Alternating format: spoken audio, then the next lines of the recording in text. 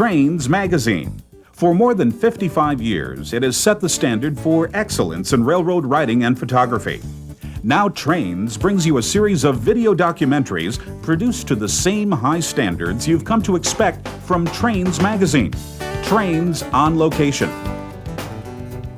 Cajon Pass, Santa Fe's heroic crossing of the mountains that ring Los Angeles. You'll ride a fast freight east from San Bernardino to Victorville, and you'll hit the highlights along the way, including Sullivan's Curve, Steins Hill, the top of the pass at Summit, and the flyover at Frost, plus plenty of action on Southern Pacific's parallel line. Conrail's Horseshoe Curve. Capture the spirit of the famed Pennsylvania Railroad between the shop town of Altoona and historic Johnstown, Pennsylvania. Along the way, you'll visit Conrail's awesome Juniata locomotive shops. Visit interlocking towers where operators practice a vanishing craft, and thrill to the sound and fury of famous Horseshoe Curve. Burlington Northern's Chicago Racetrack. Trains once declared this to be the greatest piece of railroad in the world, and based on the evidence of this show, there's little reason to disagree. Appalachian Conquest. Is the Corbin Main Line of CSX one of the best-kept train-watching secrets in America? It depends how you feel about coal and merchandise trains grinding up mountain grades and blasting through tunnels. Southern Pacific's Cascade Crossing. 44 miles of twisting track, brutal grades, and awesome scenery in the Cascade Mountains of Western Oregon. It's SP at its fighting best, at the golden height of summer and the frigid depths of winter. Conrail's Chicago Gateway. It's more than just Conrail's freights on the Chicago line between East Chicago and South Bend, Indiana. It's also the trains of Amtrak, CP Rail, the Chicago, South Shore, and South Bend, and Kammerdschei Steel Mill Railroads. Amtrak's Northeast Corridor. Explore Amtrak's high-speed multi-track main line between New York and Washington, D.C. Intercity trains and commuter trains, switching operations at Washington Union Station, and freight action on nearby CSX. Tehachapi, the most celebrated train-watching spot in the American West. SP's crossing of the Tehachapi Mountains between Mojave and Bakersfield is the stage for non-stop railroad action, including the colorful trains of Burlington Northern Santa Fe. On the heart of the Wisconsin Central, you'll visit America's premier regional railroad between Waukesha and Neenah, Wisconsin. Get ready for a parade of die-hard diesels from EMD and pulse-pounding action on the railroad's steepest grade, Byron Hill. San Francisco, rails around the Bay Area. Treat yourself to the action and variety of freight, passenger, and tourist railroading around the beautiful San Francisco Bay Area. And that includes a rainbow of diesel locomotive models from unique to antique.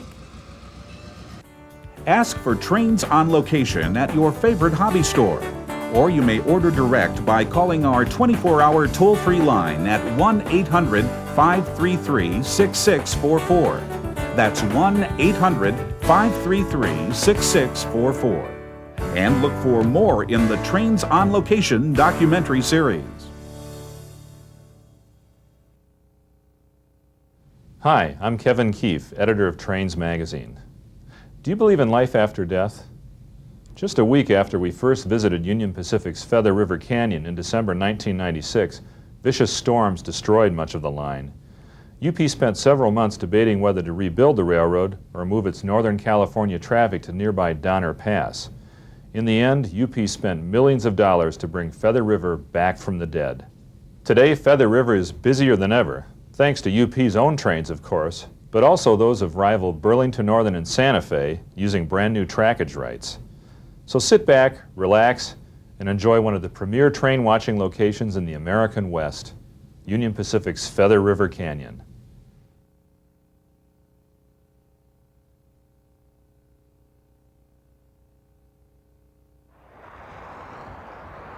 You take the high road and I'll take the low road.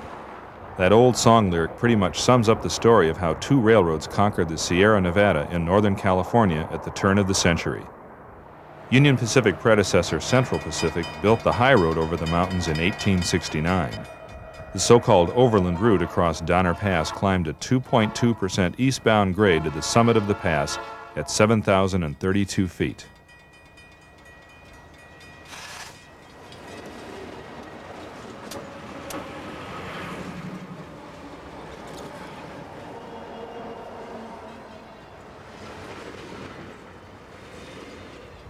The low road lay some 60 miles to the north.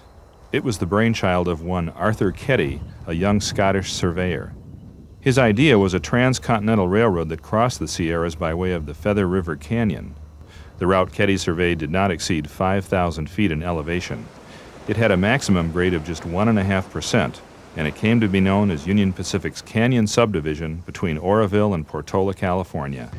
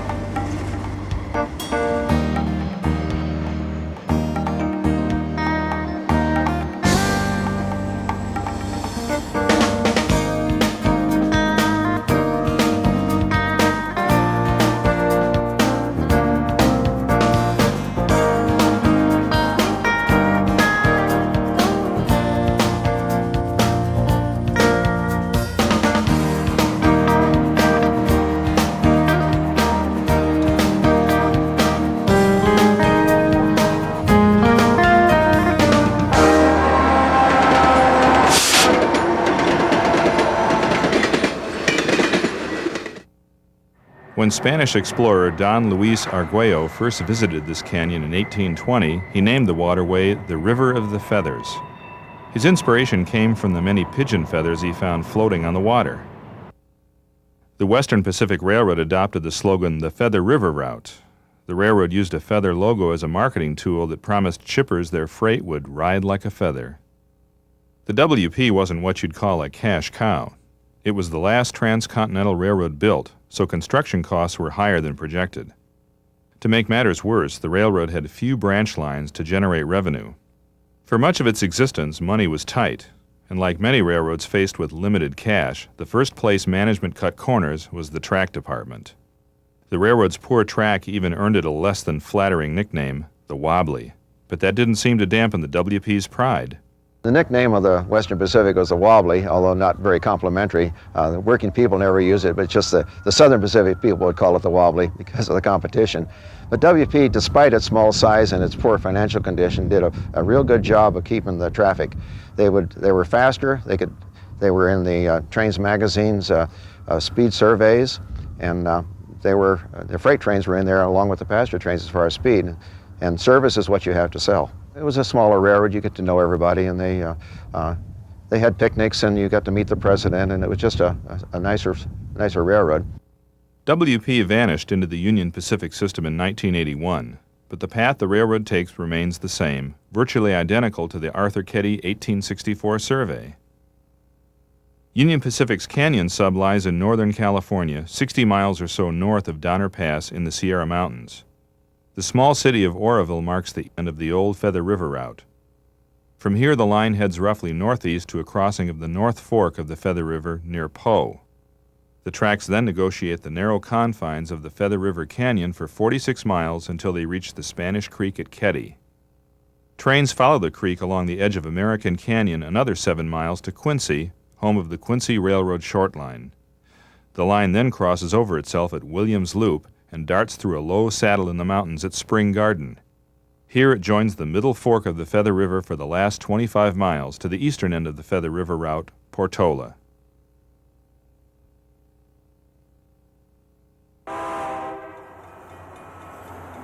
In 1996, UP acquired the Southern Pacific, giving it 2 Sierra crossings.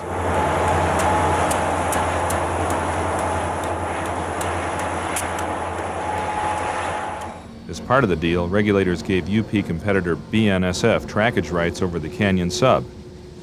BNSF trains used the Canyon Sub from Denver and the Pacific Northwest to reach Stockton, California.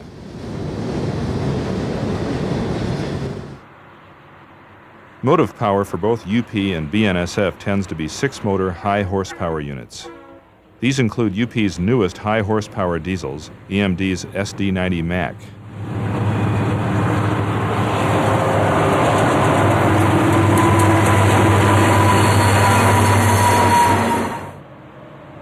Equipped with a 4-stroke diesel engine, the 90 Max delivers 6,000 horsepower to 6 AC traction motors.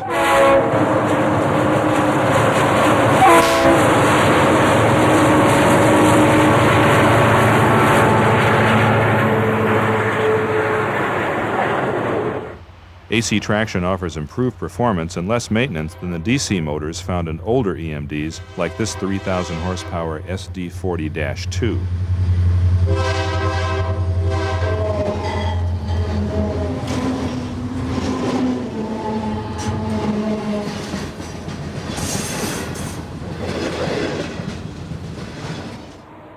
The Canyon sub also sees locomotives from EMD competitor General Electric.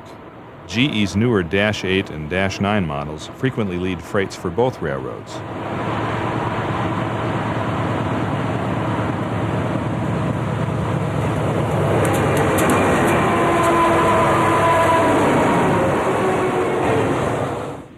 Locomotive color schemes vary considerably. UP's acquisition of the Chicago and Northwestern in 1996 brought CNNW yellow and green diesels to Feather River.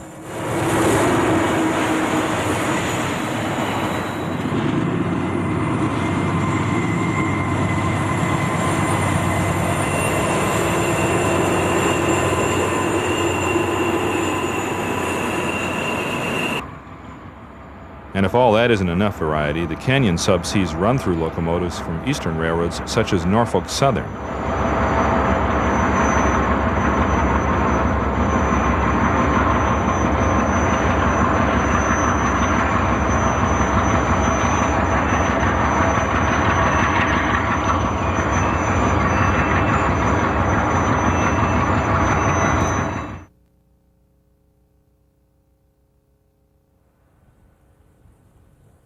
The merger that swept WP and Missouri Pacific into UP's camp in the 1980s triggered a wave of cost-cutting across the system. A clear example on the Feather River route was Oroville. At one time, this was a crew change point, complete with a roundhouse for servicing locomotives. Yard light towers, such as this one, lit the switch engines that worked the west end of the yard. This crumbling concrete foundation marks the location of the old yard office where crews gathered and the yardmaster fussed over the setouts and pickups performed by main line and local trains. Today, Oroville is little more than a wide spot in the road. This EMD GP40 spends its day serving local industries and switching cars in and out of UP's maintenance of way facility. A portion of the riprap that UP uses to stabilize the right-of-way can be found stored here. It's loaded into work trains consisting of a single SD40-2 and a string of Difco Air side dump cars, then hauled to work sites up the canyon.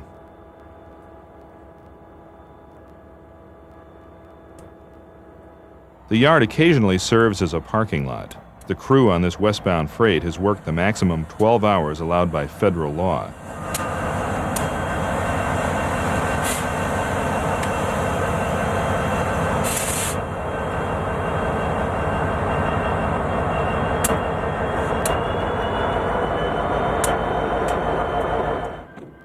After they set the brakes on their train, they climb into a crew van which will take them to a hotel for the required 8 hours rest.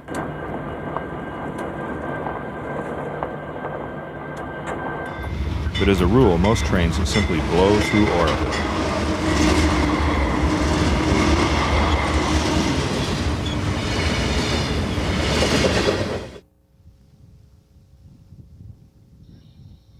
From Oroville, the original WP main line went straight up the North Fork of the river through what is now Lake Oroville. But construction of the Oroville Dam and Reservoir sealed off the route and forced the state of California to finance the so-called Oroville line change. Between 1957 and 1962, 23 miles of new railroad replaced 27 or so miles of the original route. The placid face of Lake Oroville hides the graves of 6 stations lost in the line revision. Fish now swim through 5 tunnels inundated by the project. Also at the bottom of the lake is U.S. Highway Alternate 40, relocated and rechristened Highway 70. Other changes can be seen above water. A few miles east of Oroville, the tracks cross an afterbay on an 1,100-foot deck plate bridge. Built on a 3-degree curve, the Feather River Bridge marks the west end of the line relocation.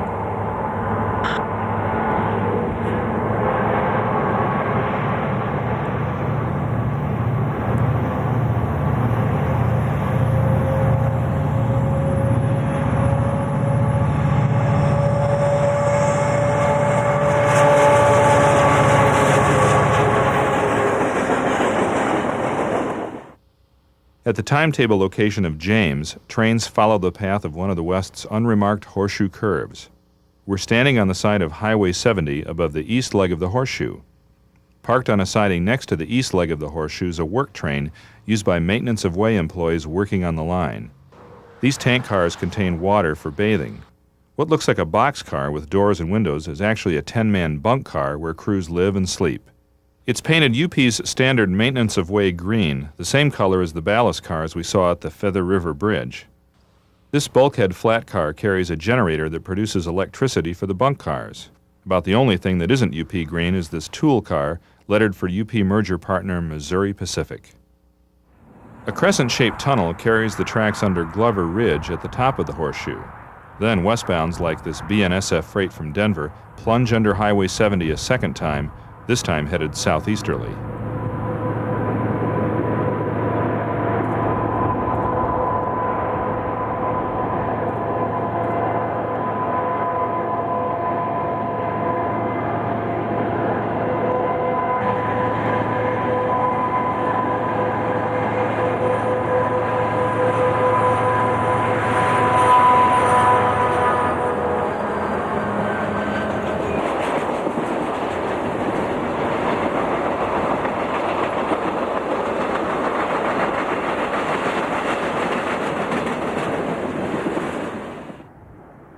In the 1,000 feet that separates the two highway crossings, this UP train will drop 180 feet in elevation.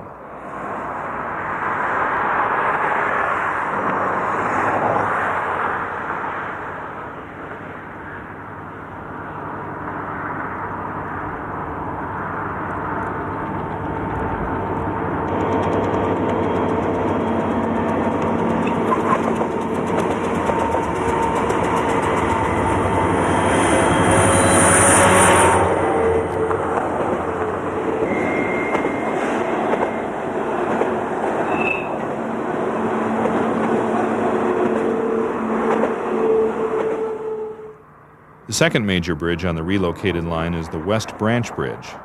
The railroad and Highway 70 cross the West Branch of the Feather River on a cantilever bridge that stands 400 feet above the stream bed. What makes the structure unique is that the highway sits 60 feet above the railroad on a separate level.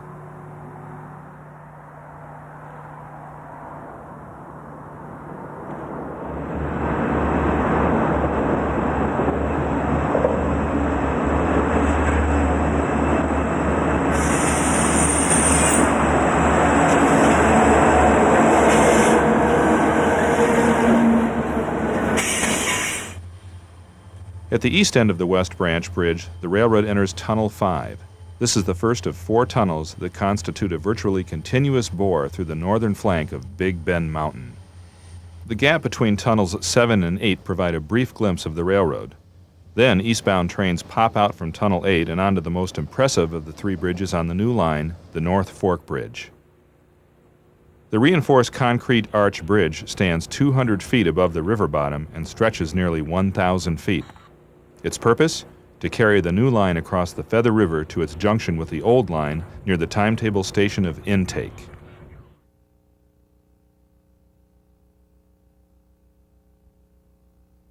The railroad between Poe and Pulga sits on a ledge above the river that the builders of the WP used to escape the Central Valley. Viewed from 500 to 700 feet above on Highway 70 at Pulga, the tracks resemble a tiny N-scale model railroad layout. At Pulga, the tracks cross to the north side of the canyon. The railroad is now deep into the Feather River Canyon.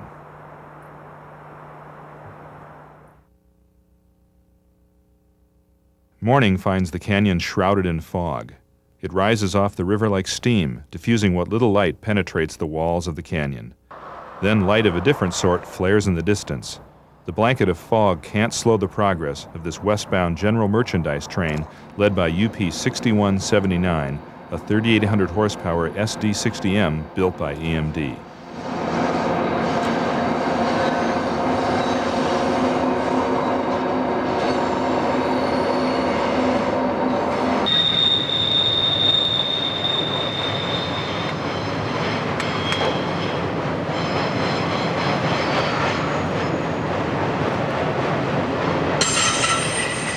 Like a vampire, the fog melts with the sun's appearance. But this isn't a battle between the forces of light and dark. Like the trees that stand sentinel above the river's surface, the fog and the sun are simply elements of nature, as essential as the air that we breathe. Not that the hand of humankind is absent from this part of the canyon. Straddling the river between the tracks and the highway is the Poe Power Dam. Poe is one of several hydroelectric dams operated by Pacific Gas and Electric. The dam squeezes the energy from the river and converts it to electricity. That power is then delivered to cities and towns in Northern California. Like fog and clouds, sunlight puts the canyon in a different mood. Professional photographers call bright sun like this hard light. If you ask us, it seems particularly well suited to the shape of today's modern railroads.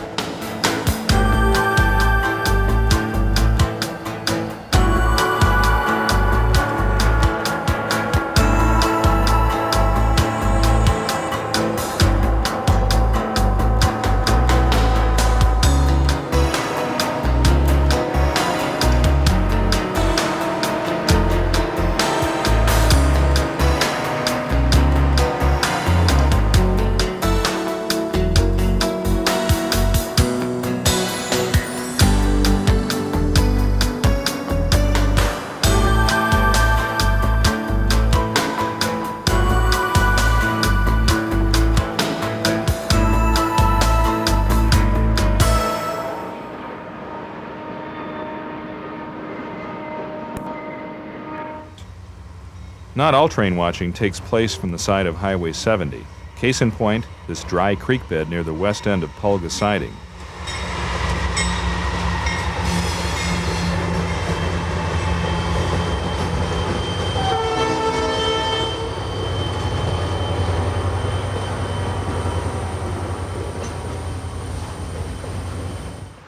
Pulga is home to a 6,091-foot passing siding, a convenient place for the Canyon Sub-Dispatcher to meet opposing trains. Parked at the east end of the siding is an eastbound freight led by CNNW 8525, a 4,000-horsepower C40-8 built by GE. Standing nearby is the train's crew and a UP track inspector. A wave signifies the arrival of UP 9717 West. As the train rolls by on the main, the crew inspects the train for defects such as hot wheel journals or dragging equipment. Roll-bys like this are common when trains meet each other in single-track territory.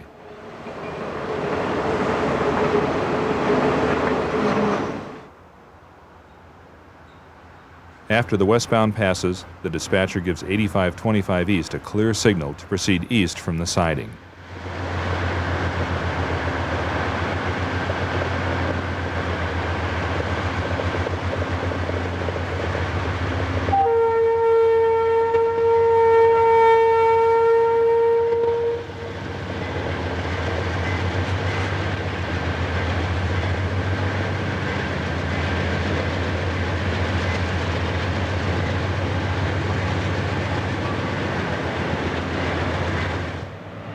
With space limited in the canyon, Highway 70 has little choice but to shadow the UP. We wouldn't blame the railroad, though, for resenting its highway competition. After all, trucks pay but a fraction of the cost of maintaining and operating the road.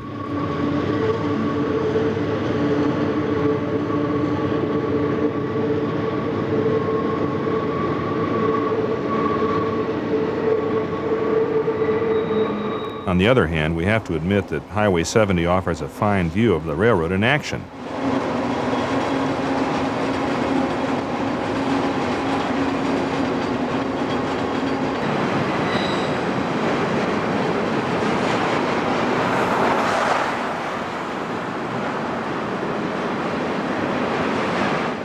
At Tobin, the railroad and the highway change sides again. Time to get a new perspective on railroading in the canyon? Well, consider this view from the west end of UP's Truss Bridge over Highway 70.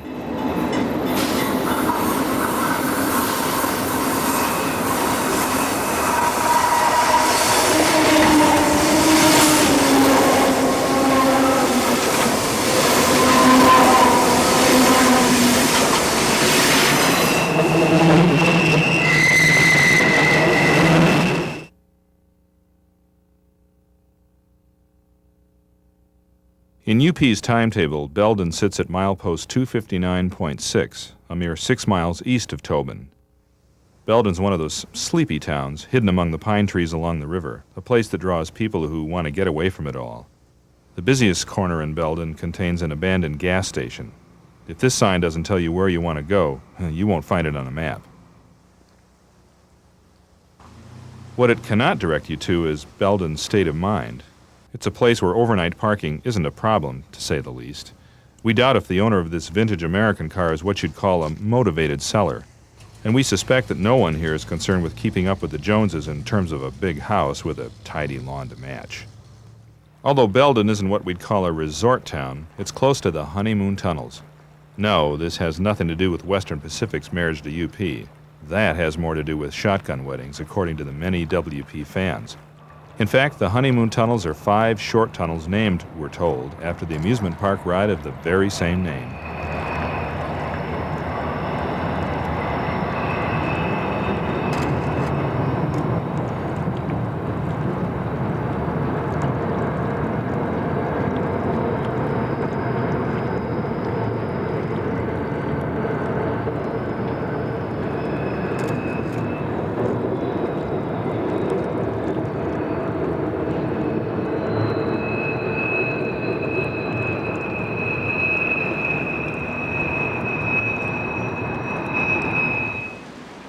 Like the ride they're named for, our first visit to the honeymoon tunnels was a memorable, if somewhat frightening, experience.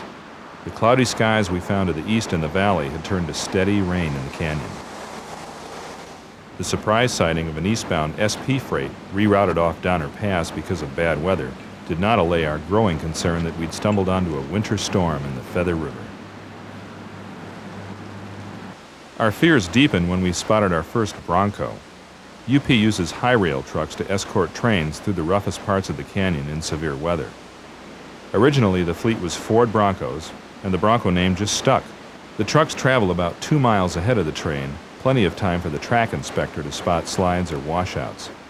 The escort then contacts the train by radio, which gives the engineer plenty of time to stop.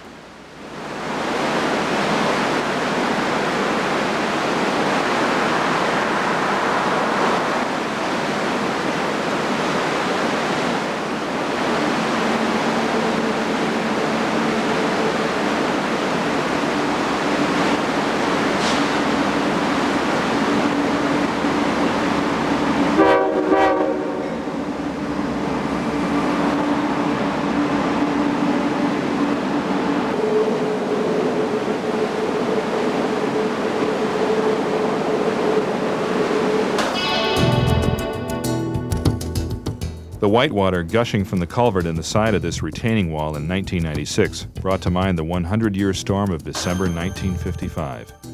In the middle of that month, 30 inches of rain fell into the canyon. The Feather River's water flow clocked in at 250,000 cubic feet per second. Then, disaster.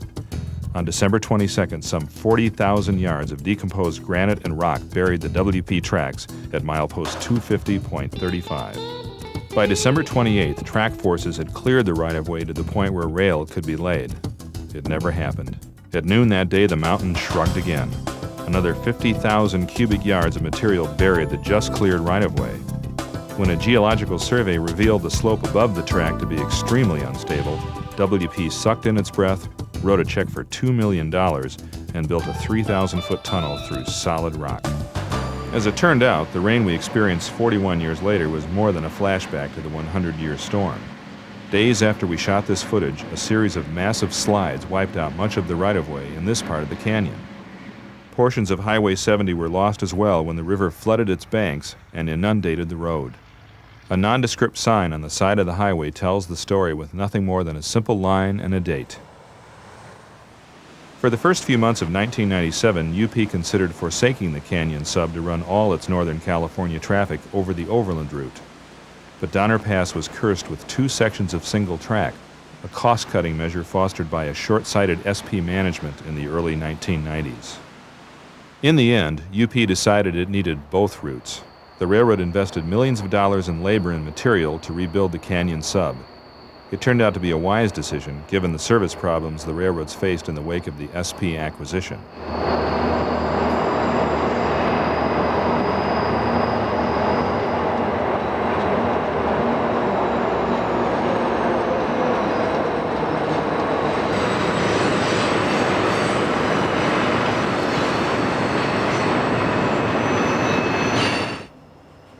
One place to see UP's commitment to improving the Canyon Sub is the west end of Belden's 4,500-foot siding.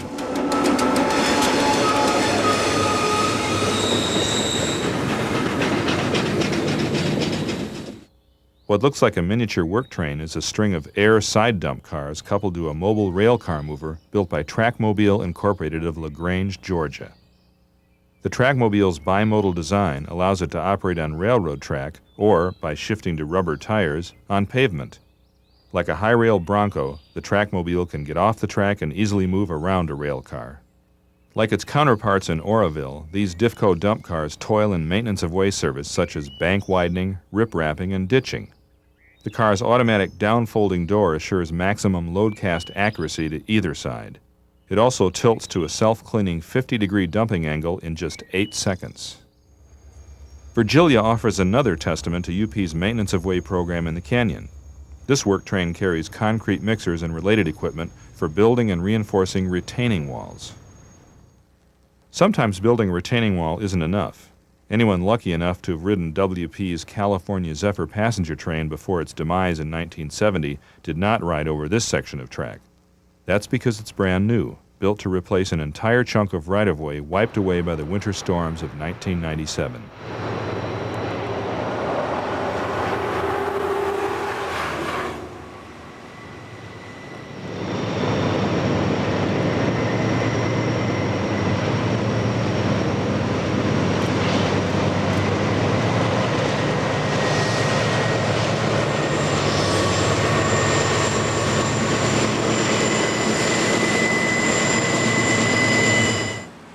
With the lesson of that storm in mind, we weren't surprised to find UP track forces hard at work on the Canyon Sub in October 1997. If this autumn drizzle exasperates these workers, they can take solace in the fact that their efforts will pay off when the next storm hits. After all, the name of the game is to keep the line open and the trains running.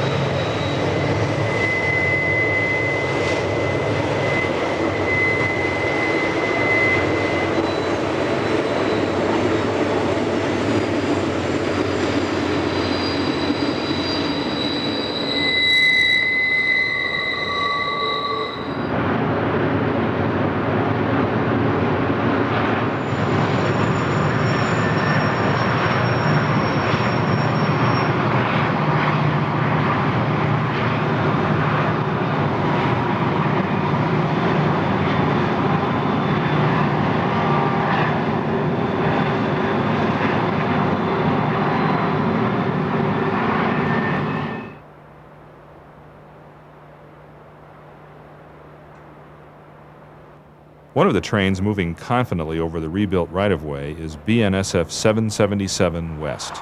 To get the unit in service as fast as possible, GE delivered the 4,400 horsepower C44-9 in primer paint. When time permits, BNSF will paint it in the red and silver war bonnet scheme inherited from the pre-merger Santa Fe.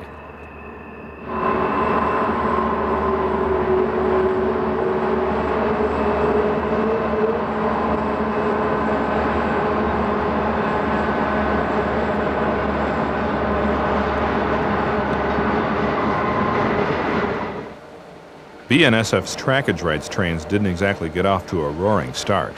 Back in December 1996, the cars on this westbound train from Denver barely outnumbered the locomotives. Although this train may have lost money, it established BNSF's resolve to use its UP trackage rights in the canyon. It also showed potential customers in the Central Valley that BNSF was serious about competing with UP.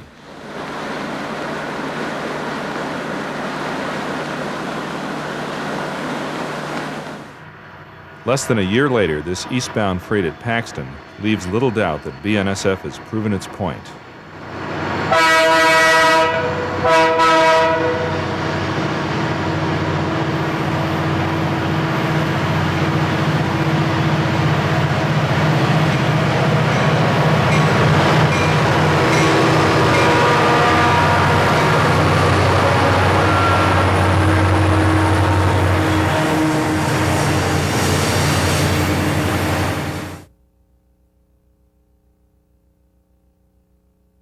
The heart of the canyon sub can be found at Keddie, named in honor of the man who first surveyed this route. Anyone driving Highway 70 past the old resort town of Keddie, California, might wonder why these folks are standing on the side of the road. If they bothered to stop and glance over the guardrail, they'd see what all the excitement's about. Keddie Y. Whether they would understand it or not's another matter. Headed west on the south leg of the Y is a westbound canyon subtrain led by UP 9531. Comfort cab-equipped C41-8W.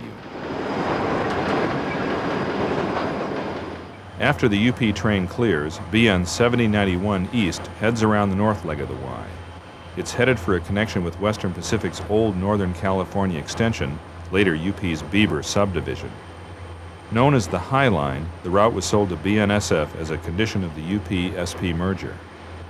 The 112-mile-long route allows BNSF's trackage rights trains from Stockton to connect with BNSF's own tracks at Bieber, California. Known as the Inside Gateway, the line offers shippers an alternative to UP's former SP route between the Pacific Northwest and California, later dubbed the I-5 corridor after the parallel freeway of the same name.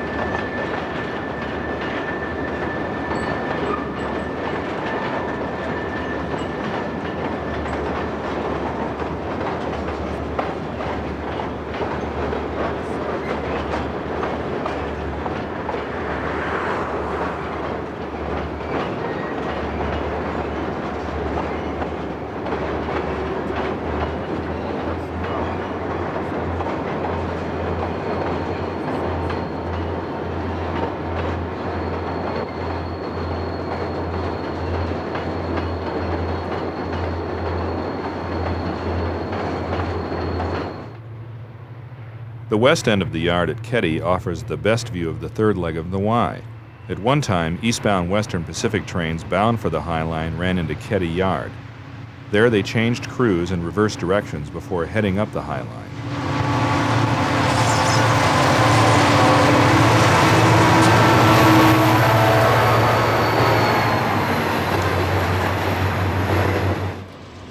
WP finally connected the north leg of the Y in 1963. Highline trains began operating over the Y without stopping and reversing direction in Keddie Yard, a practice continued by BNSF trains today.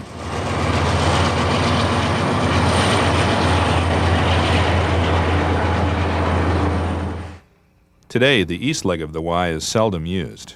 After 1963, Keddie Yard stopped being a crew change and yard point. With no engines to service, the railroad tore down the Keddie roundhouse. Only this tank for watering steam engines survives. Today, Keddie Yard mainly serves as a base for track crews and equipment. UP's white maintenance-of-way vehicles share the west end of the yard with a yellow locomotive crane. You can still find trains in the yard at Ketty. Parked at the west end of the yard is a westbound UP double-stack train led by 9706, a 4,400 horsepower C44-9W. Even at rest, smoke boils from the big GE's exhaust stack. Minutes later, 9706 meets a sister unit, Northwestern 8626, on the point of an eastbound double stacker.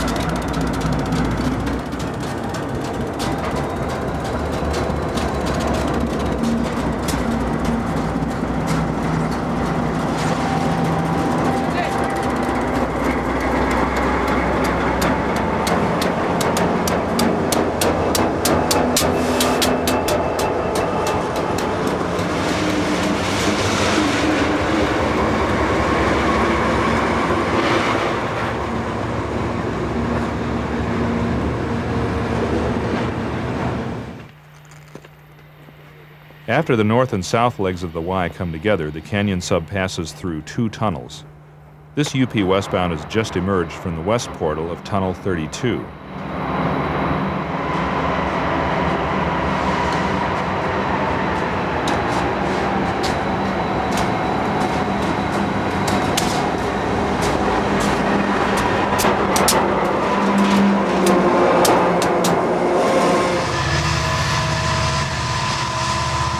Highway 70 passes over Tunnel 31.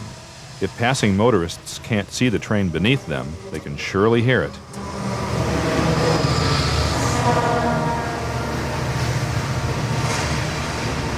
Like the railroad, the town of Ketty's seen a few changes over the years, but that hasn't kept a few hardy souls from making the former resort town their home. I like the peace and quiet, and then being able to go up and watch trains and to just be here. I moved to Ketty in 1963, and I've been here ever since. It's been a real nice place to live, and shoot, we went to school in Quincy the whole time. That used to be the dormitory for the railroaders back in the days when they were changing crews here, and then it turned in mostly to tourists and to groups. Well, the resort's been here since about 1914, when it became a town site. Well, this is one of the stops on the California Zephyr.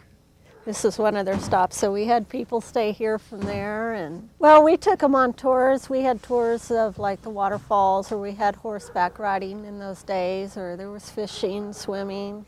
Well, there used to be over 1,000 people here at one time back in the 60s and 70s, and then now there's only 6 families.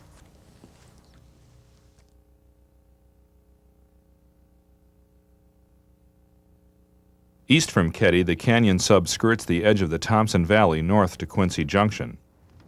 The Quincy Railroad serves the Sierra Pacific Lumber Mill in Quincy, 3 miles from Quincy Junction. On most days, you can see the railroad's entire locomotive fleet parked behind a fence at the mill. The railroad's first diesel's number 3, a 400 horsepower GE 44 tonner. Then the Quincy acquired number 4, a 660 horsepower S1 built by the American Locomotive Company known as ALCO. The switcher's number boards don't reveal the fact that number 4 once belonged to Western Pacific. WP eventually passed it on to its Sacramento Northern subsidiary, where the ALCO wore number 405. The Quincy's current locomotive is number 5, a second-hand EMD SW1200 acquired from the Ashley, Drew & Northern, another short line owned by Sierra Pacific. Although it doesn't look much larger than the ALCO it replaced, number 5 cranks out almost twice as much horsepower. Like a bit player in a stage play, number 5 is on stage at Quincy Junction for just a few moments. Its role is simple: pick up the empty bulkhead flats that UP set out earlier that day and bring them back to the mill in Quincy. It's a part that the SW-1200 plays with gusto.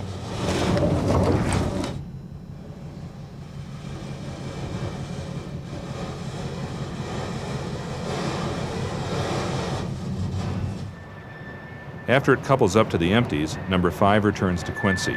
The trip is short but slow, not surprising given that the grade is a stiff 5.5%. Then the UP returns to center stage.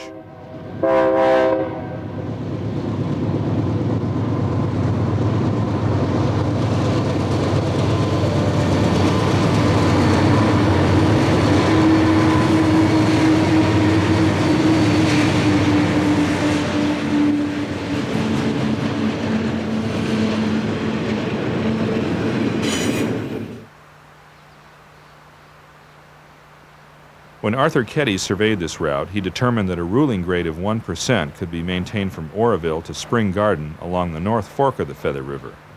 The only flaw in the plan was in the area east of Quincy. Here the terrain rises at the greatest rate so far. Western Pacific solution, a complete loop designed by John Williams. The loop works like this. Westbound trains first appear on the upper track headed geographically northeast. After they circle the loop, they cross under themselves, headed geographically northwest.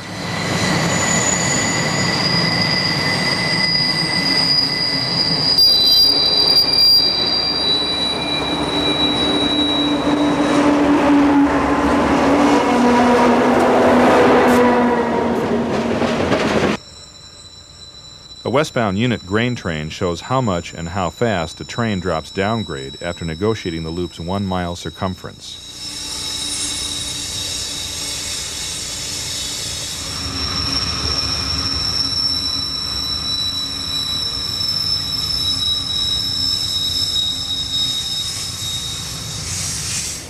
Eastbounds reverse the process, first appearing on the lower track.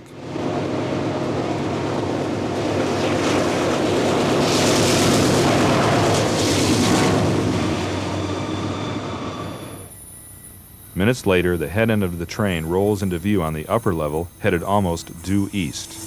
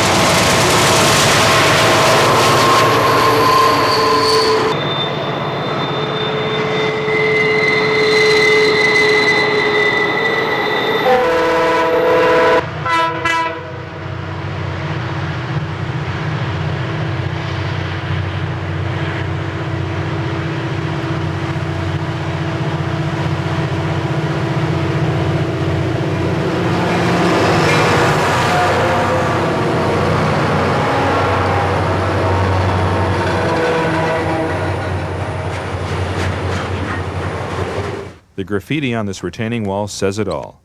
Please come back? You bet we will.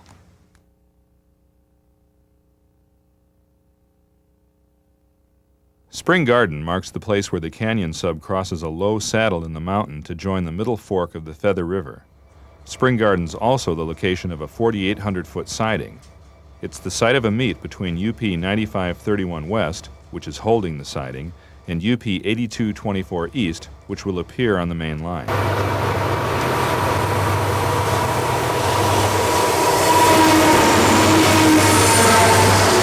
There's always an element of drama when trains meet in single-track territory.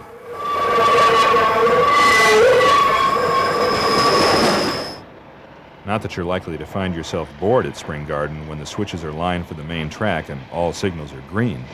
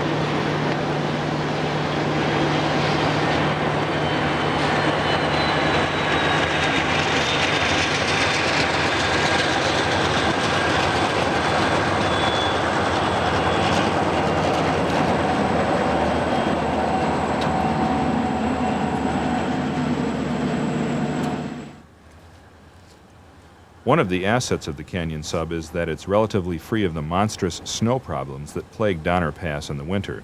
Still, the line does see snow, particularly at higher elevations.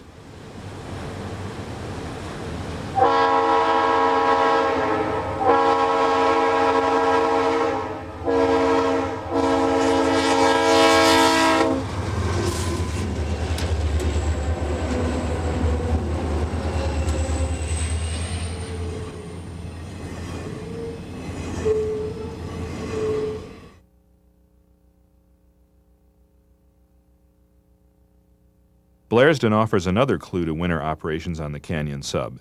In WP days, a track gang would have shoveled out this switch and swept it clear of snow to keep it from freezing up. Today, a switch heater performs the same task.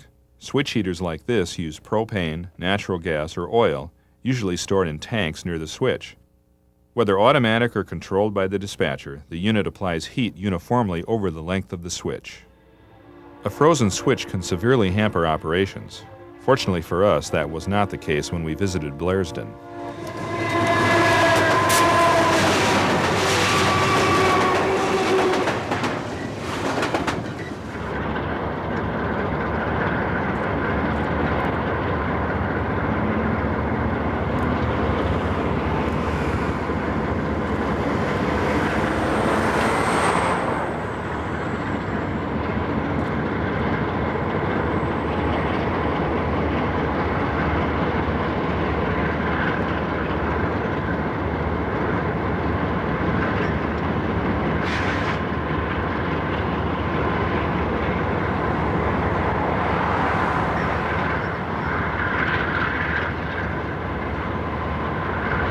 From Blairsden, the tracks continue their 1% climb on a slightly less rugged course along the Mohawk Valley.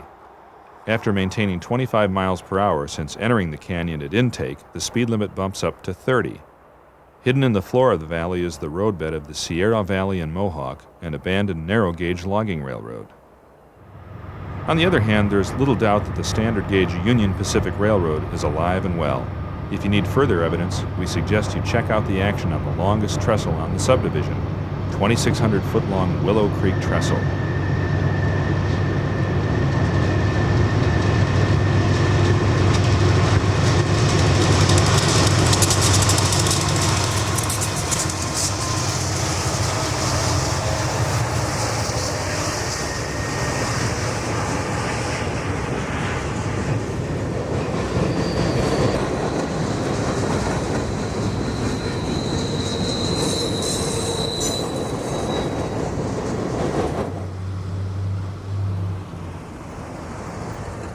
Portola marks the end of the Canyon subdivision. From here, fresh eastbound crews begin a 210-mile journey which terminates in the desert at Winnemucca, Nevada.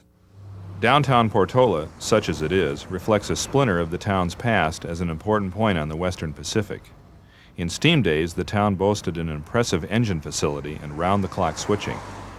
Back then, it wouldn't have been unusual to stroll into the Good and Plenty Railroad Cafe and find the night switch crew sitting down to bacon, eggs, and coffee. And while the restaurant does indeed serve up a good breakfast, it has as little to do with working railroaders as the Portola Depot specialty gift shop next door. No matter, the road bridge over the east end of the yard offers a good view of UP 9446 East, making a pickup before it can leave town. It's late in the day now. The warm light of the afternoon sun highlights the contours of the eastbound's locomotives.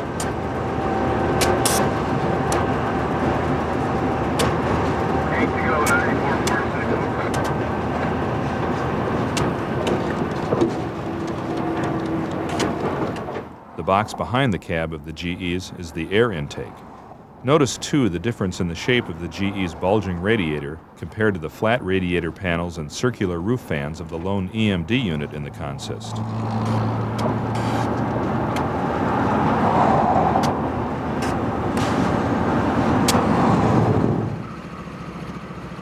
More GEs show up on the head end of a westbound unit coal train. SP-267 is an AC-4400, the AC traction equivalent of UP's C-44-9s.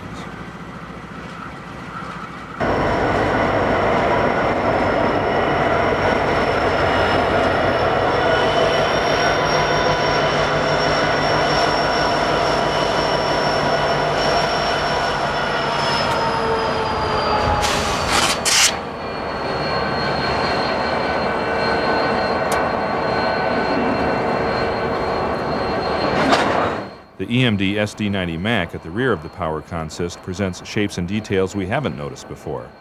For one thing, the 90 Mac's radiator is huge, not surprising given how much heat a 6,000 horsepower diesel engine generates.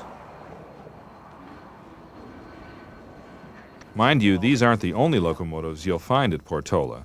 What may be the town's greatest claim to fame is the Portola Railroad Museum, located on the site of the old Western Pacific shop and adjacent trackage. Here at the Portola Railroad Museum, we have one of the largest collections of diesel locomotives in the country. We have 36 locomotives and 85 cars. And the public is invited to climb on the engines, sit in the cab or the engineer's seat, climb in the caboose, sit in the cupola, and actually relive a real railroading experience. We were specialized in equipment of the Western Pacific Railroad. We were started when the Western Pacific was absorbed into the Union Pacific system in December of 1982. And I felt that I'd like to preserve some of the Western Pacific equipment. And through the generosity of the Union Pacific Railroad, we have a number of locomotives donated by Union Pacific and a few of the Western Pacific locomotives that were purchased by museum members. One of the most significant locomotives we have here at the Portola Railroad Museum is the Western Pacific's 805A, which is the last remaining California Zephyr locomotive. It's a General Motors FP7A, and it was purchased by 4 members of our organization from the Louisiana Northwest and brought to Portola and restored to its former glory. The California Zephyr was started in 1949 as a through train between Oakland and Chicago with Rio Grande and Burlington as partners. And the Western Pacific had their own locomotives. The train would operate straight through, but the locomotives would change. Western Pacific operated between Oakland and Salt Lake City. And there was 4 sets of locomotives that were alternated on the train. And this is the only remaining locomotive of that series that has been preserved.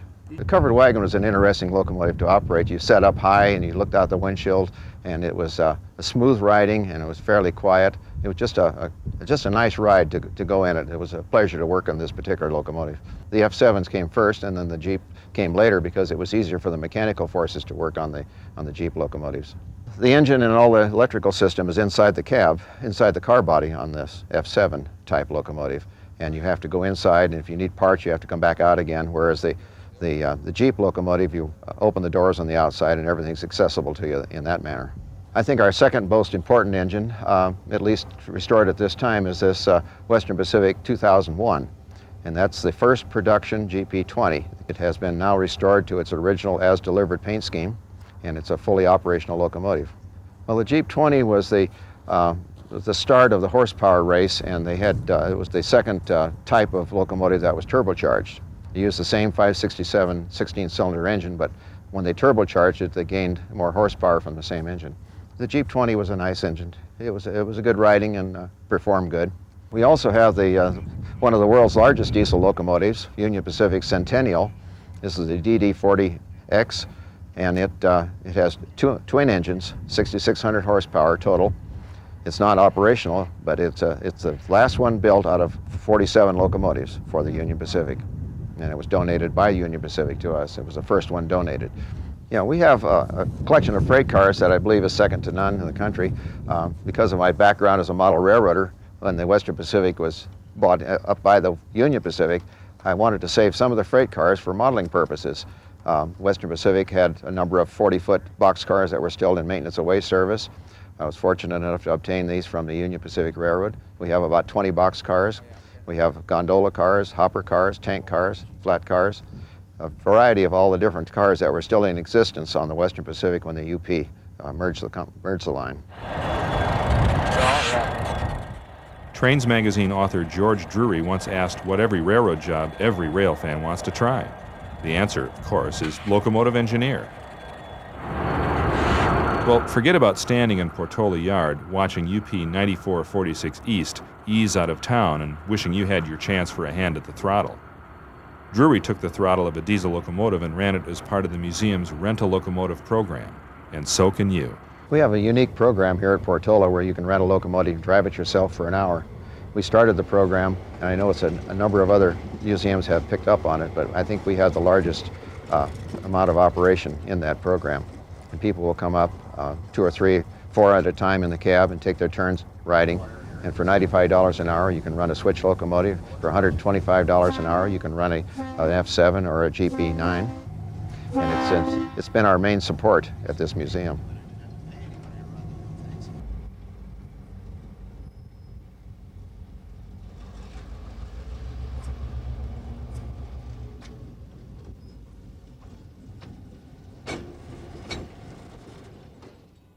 East of Portola, UP's Elko Sub passes through the last vestiges of the canyon. Eventually, the railroad enters the Sierra Valley, the headwaters of the Feather River. 6 miles east of Portola at Hawley, the railroad is as straight as a pool cue. Unlike the canyon, the mountains are remote, almost a backdrop, and the trains move considerably faster. Sure, the Elko Sub has its particular charm, but given a choice, we'll head back west to the place that really moves our needle, Union Pacific's Canyon Subdivision.